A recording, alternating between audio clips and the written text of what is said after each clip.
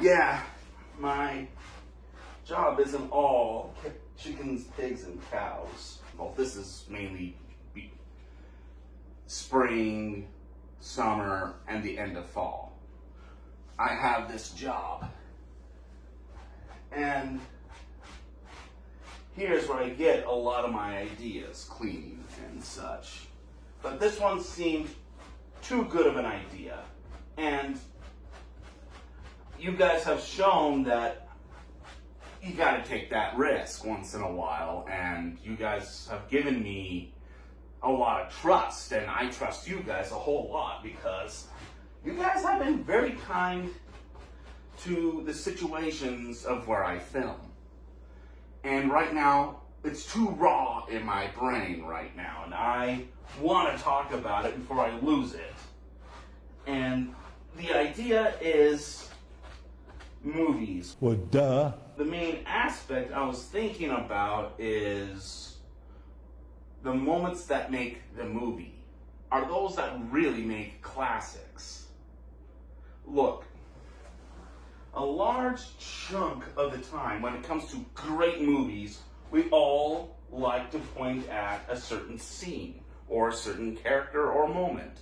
Mainly the moment. How many of us who grew up with Star Wars like to talk about the lightsaber scenes and the space fights? Star Wars is like that. It's rich with moments. Yes, there's the writing, there's the characters, and the way how the movie is being filmed. When all those are together and they do good, there's a good moment. A lot of great movies have that. But also a lot of bad movies have that. How many of us quote this bit from the prequels? I don't like sand. It's coarse and rough and irritating, and it gets everywhere. Oh, brother, this guy stinks! It's all over the place. It's bad writing, and yet we still meme it and poke at it. Not because just because it's bad, but also because it's kind of fun how bad it is. But sometimes bad shows and bad movies, in the sense of bad writing and characters, those movies and projects do have amazing moments. A lot of my favorite movies are 5s, 5 out of 7s. But yet, I acknowledge these movies that are above average, they are good with moments that I love. One of my personal favorite movies of all time is Jack the Giant Slayer, starring Nicholas Hoult. The best parts about it are the giants. Not the way how they act or how they are as personalities, but just how the giants interact with the environment, how they fight, and the cinematography about them when they're invading. I love that. That's my cup of tea. That is well done. I love it. Thank you. A movie that didn't do commercially well in America and is considered a big flop to many, that people haven't continued on the franchise, is the movie Warcraft. I have it in my collection. I like the movie. Really? The moments that are good in that movie is all the orcs. The main orc, his side of the story, he's the real reason I love that movie, more than anything. The human storytelling sucks. The hidden antagonist, blah. But those orcs, they're the best. They're great. Not because of their visuals or the way how they look, it's because of their characters, their story, the way how they are. It just fits. It fits right. More than anything, that is the reason why I need to have Warcraft in my collection. Though the movie pretty much sucks. Not that there's anything wrong with that. And a lot of other movies have that. They are meh, or they suck so bad. But they have moments that are a negative, like Star Wars the prequel, or positive, like Jack the Giant Slayer. But these movies have these moments that are so well done or so well bad that, you know what? They need to be talked about. Does the movie itself need to be talked about? No. Ouch. But those moments that are just rich and give us something good or bad, those need to be talked about. Some of those actually make or break the movie.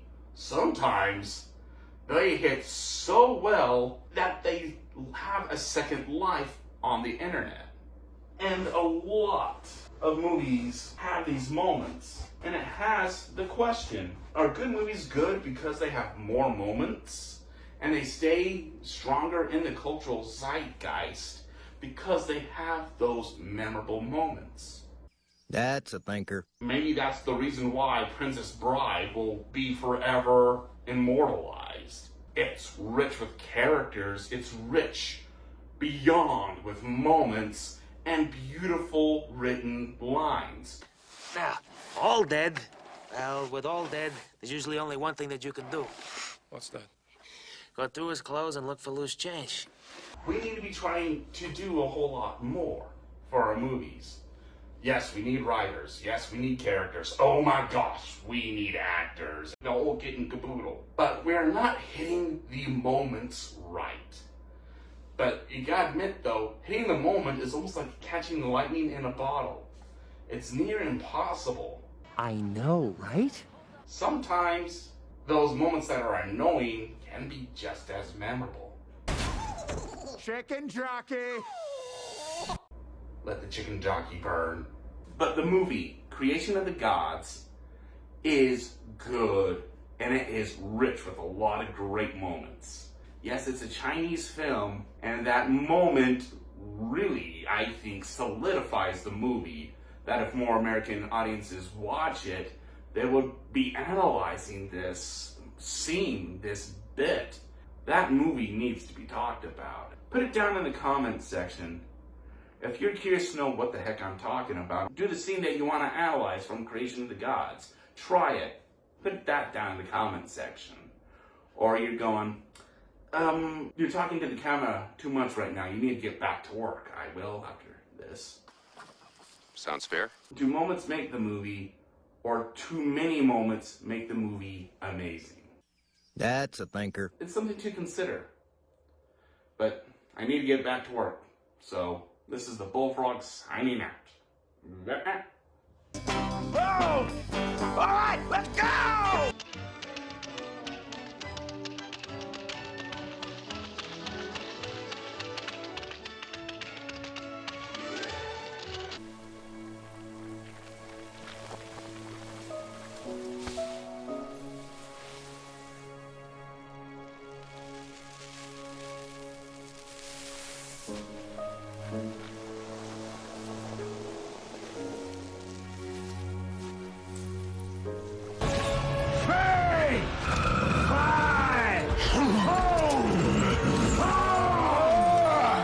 Okay, so then you agree that there's not probably a single new word in this book. Well, I don't know, but it's probably true.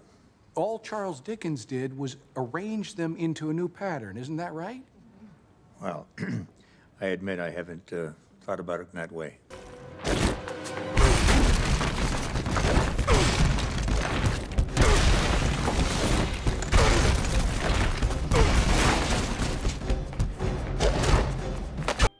Watch out, Europe, we're going.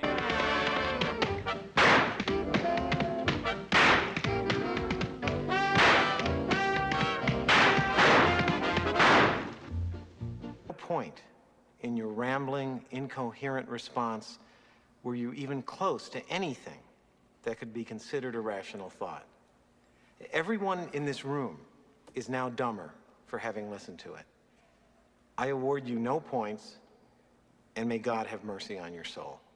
Let me ask you something. If someone prays for patience, you think God gives them patience? Or does he give them the opportunity to be patient? If they prayed for courage, does God give them courage, or does he give them opportunities to be courageous? Stop! Before I start crying,